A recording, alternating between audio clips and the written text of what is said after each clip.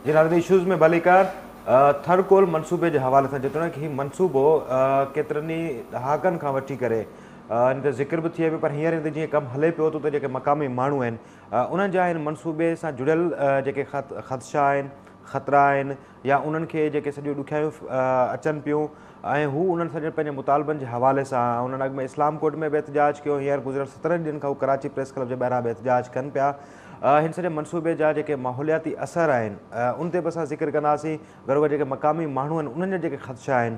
उन्हनि ते बि असां ज़िक्र कंदासीं, उन्हनि जो जेको मौक़िफ़ आहे उहो मालूम कंदासीं। गुफ़्तगू करण जे लाइ मूंसां गॾु मौजूदु आहिनि माहौलियात ते कमु कंदड़ सीनियर सहाफ़ी आहिनि अमर गुरड़ो साहब, उहे मूंसां गॾु कराची स्टूडियो में मौजूदु आहिनि। अमर साहब वॾी महिरबानी तव्हां असांखे टाइम ॾिनो। एडवोकेट लीलाराम उहे मौजूदु आहिनि, नुमाइंदगी कनि पिया उन्हनि माण्हुनि जी जेके इन मनसूबे जे हवाले सां मुतासिर थियनि पिया ऐं उन्हनि मुतासिरीन जी बहाली जे हवाले सां जेके हुकूमती पॉलिसीज़ आहिनि उन जो फ़ाइदेमंद केतिरो आहिनि या न आहिनि उनजे हवाले सां उनजो मौक़िफ़ आहे। एडवोकेट लीलाराम उहे मूंसां गॾु वॾी महिरबानी तव्हां असांखे टाइम ॾिनो। खाटा जानी उन्हनि सां असां गुफ़्तगू कंदासीं। सभिनी खां पहिरीं तव्हां खां शुरू था कयूं, एहतजाज तव्हां इस्लाम कोर्ट में बि कयो, कराची प्रेस क्लब जे ॿाहिरां तव्हांजो एहतजाज हले पियो, मेन जेके मुतालबा आहिनि तव्हांजा उहे छा आहिनि? सर, एहतजाज जो मेन मुतालबो हिकिड़ो ई आहे त जेका वेस्ट वाटर जेको असां वटि पंप कयो वेंदो या छॾियो वेंदो उहो असांजे ज़ेर आबाद ज़मीननि ते जेको आहे न उहो छॾियो पियो वञे, जंहिंजो एराज़ी जेको आहे न उहो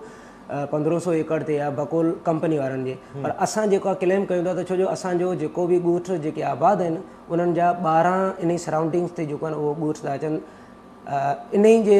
हिसाब सां जेको आहे उहो असां ते बिल्कुलु जेको आहे न हिननि जा वेस्ट वाटर जे करे जेको आहे न उहो तमामु घणा जेके आहिनि उहो बुरा असरु पवंदा हिकिड़ो माहौलियाती हिसाब सां। ऐं इन एरिया जे अंदरि जेके असांजा वण टण अचनि था उहे आहिनि। उनखां पोइ जेके असांजो 100 सालनि खां उते आबाद ॻोठ आहिनि उन्हनि जी उथी वेठी उन्हनि जी रहणी कहणी उहा तमामु सख़्तु मुतासिर थींदी। प्लस में जेके असांजा क़ब्रिस्तान आहिनि, असांजो माल मवेशी आहे उहो बि जेको आहे न उहो तमामु मुतासिर घणो थींदो।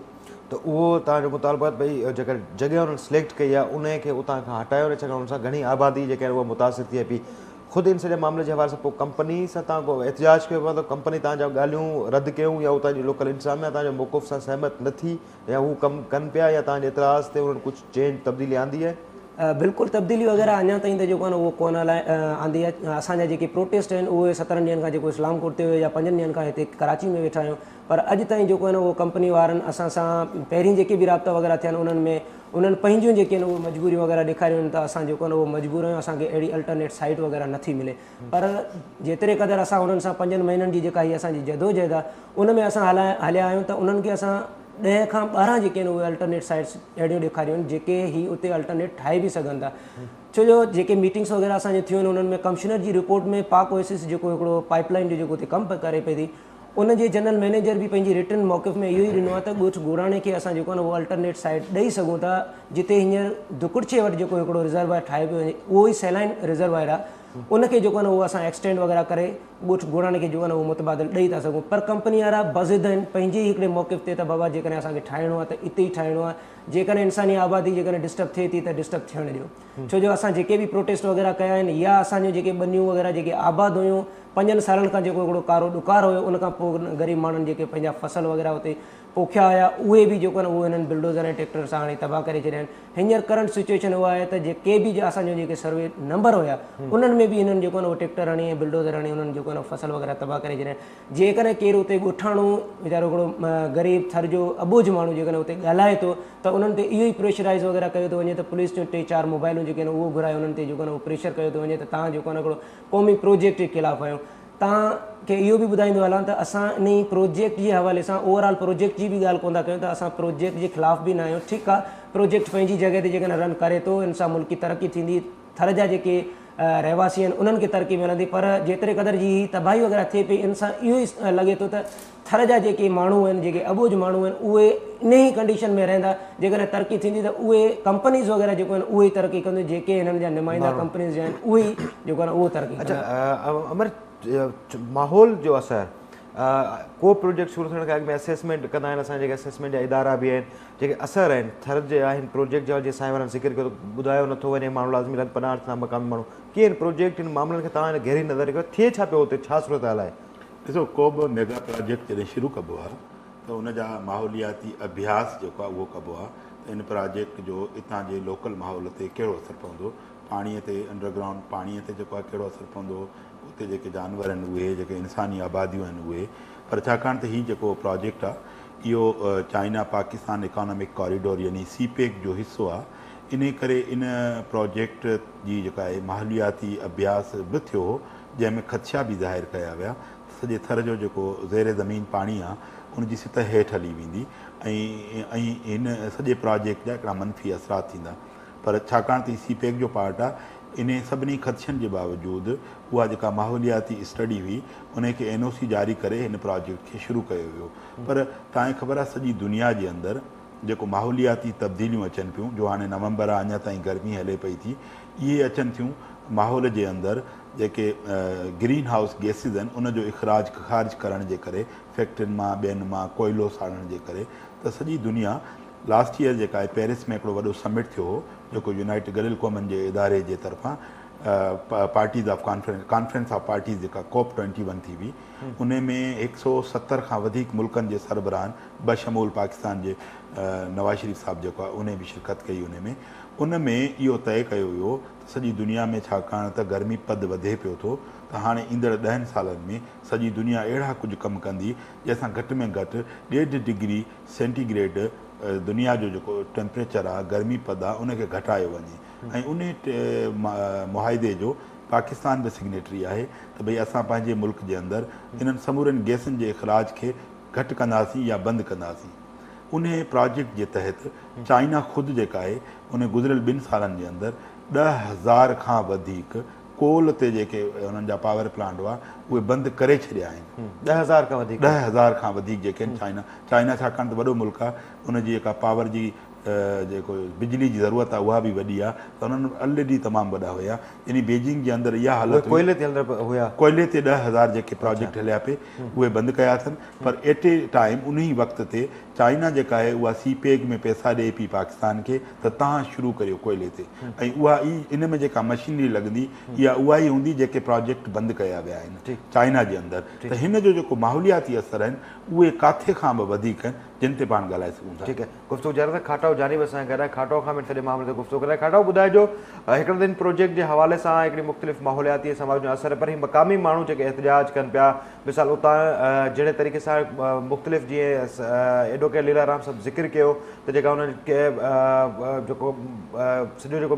मनसूबाबंदी कई पई वञे उन में उतां जा मक़ामी माण्हुनि जी जेका आबादी तमामु घणी मुतासिर थींदी। अल्टरनेट पॉलिसी जो ज़िक्र कयो वेंदो त जेका माण्हू मुतासिर थींदा उनखे कहिड़े तरीक़े सां एडजस्ट कयो वेंदो, उहा सिंध हुकूमत जी का पॉलिसी उते नज़र अचे पई इन सॼे मनसूबनि हिन सॼे इलाइक़े में? हुयो त हीउ एॾो वॾो अरबे रुपयनि जो प्रोजेक्ट आहे ऐं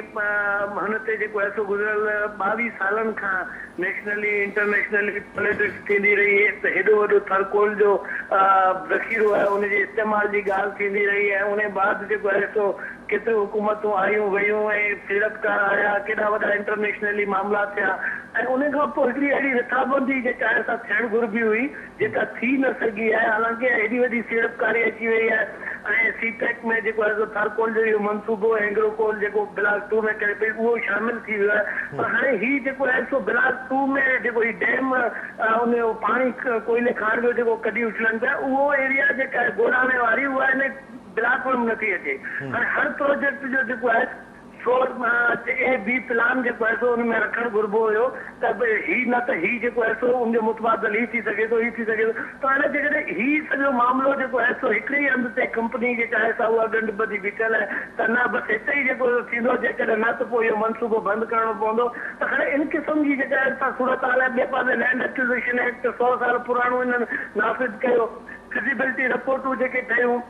या जेके हिननि रिसर्च कयूं पाणी जे हवाले सां, माहौलियात जे हवाले सां, ही सभु कागज़ी कार्रवाइयूं थियूं आहिनि। बाक़ी जेका रिथाबंदी थियणु खपंदी हुई मक़ामी माण्हुनि खे एतमाद में वठी, छो त दावाऊं त वॾियूं कयूं वयूं, अञा बि वॾियूं कयूं पियूं वञनि, पर हीउ हुनजो नतीजो आहे। छाकाणि त अमली तौर ते हुते कुझु नथो थिए। मिसकीन माण्हू जेके ॻोठाणा आहिनि उहे ग़रीब सदियनि खां हुते रहंदड़ माण्हू आहिनि ऐं ॾुखी सुखी लाइफ गुज़ारींदड़ आहिनि। उहे सादी लाइफ गुज़ारींदा, उन्हनि जो गुज़र सफ़र सॼो जेको आहे सो उन्हनि ज़मीननि ते आहे, माल मवेशी पालण ते आहे। हाणे उन्हनि जो उहो जेको उन्हनि माण्हुनि सदियनि खां इहा डिमांड पे कई त असांखे बिजली ॾियो, बुनियादी सहूलियतूं ॾियो, अस्पताल ॾियो, रोड ॾियो, लाइटूं ॾियो, पर उहे ॾियण जे बदिरां हाणे उन्हनि माण्हुनि खे जेको आहे सो हिन तरह बिना के अच्छा खाटो जी हिकिड़ो ज़िक्र साईं लीलाराम साहब कयो त हिकिड़ो त जेको तव्हां ज़िक्र कयो त उहो जेको कोयले मां पाणी कढी उनखे डंप करण वारी साइट जे हवाले सां हिननि खे पंहिंजा एतिराज़ आहिनि ऐं लाज़मी तमामु वॾो प्रोजेक्ट तमामु वॾो मनसूबो आहे लाज़मी ॿियनि हंधनि ते ॿिया ब्लॉक्स जेके आहिनि या उनजे हवाले सां ॿियूं मक़ामी आबादियुनि मां बि अहिड़े क़िस्म जा आवाज़ अचनि पिया।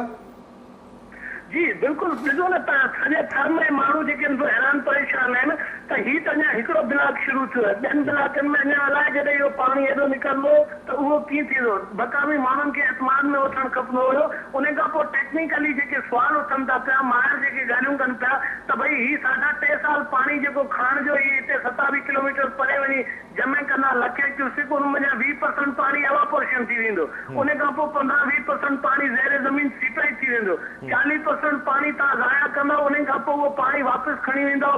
वरी चवंदा त बिजली घर में अची वापसि। उनजो ख़र्च जेको आहे सो केतिरो थींदो। हालांकि जेकॾहिं इहो पाणी प्लानिंग करे रिकाबंदी करे मक़ामी माण्हुनि खे ज़रायत लाइ ॾिनो वञे हा ऐं उनखे फिल्टर कयो वञे हा, पीअण लाइ इस्तेमालु कयो वञे हा, त उहो 5% पाणी इस्तेमालु थिए हा। पर हाणे इहो बिना रिकाबंदी जे ही शयूं थियूं आहिनि, उनजे करे ही मिस्कीन माण्हू जेके आहिनि उहे हैरान परेशान आहिनि, छाकाणि उन्हनि जो ॿियो त गुज़र सफ़र कोन्हे। ठीकु आहे खाटो हिन गुफ़्तगू जारी रखंदासीं।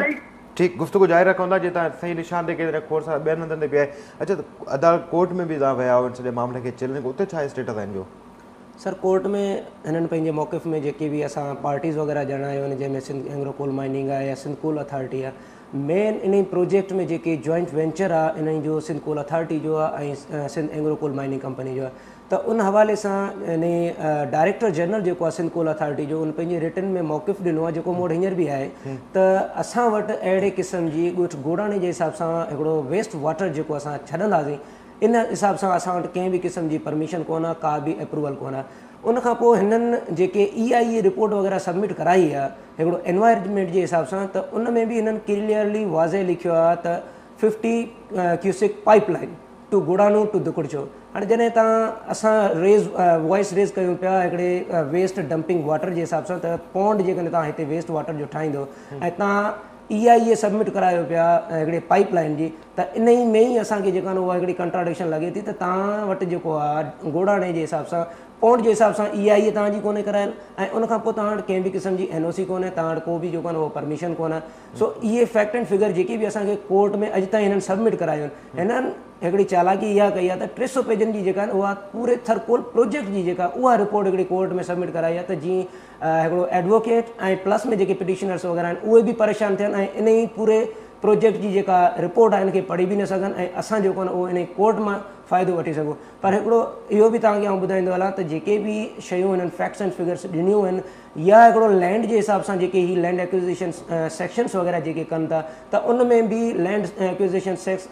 सेक्शन जेको 4 आहे उन में बि क्लियरली वाज़े लिखियलु आहे त बाबा जॾहिं बि तव्हां को बि स्टेट वग़ैरह पब्लिक पर्पज़ जे लाइ को बि लैंड अक्वायर करे थी, त उन में जेको आहे ॻोठाणनि खे या उतां जा जेके रेज़िडेंट्स आहिनि, उतां जा लोकल आहिनि, उन्हनि खे जेको आहे उहो तव्हां एतमाद में ज़रूरु वठिणो आहे। हिननि लैंड अक्वायर कई आहे असांजी पिटिशन कंपनी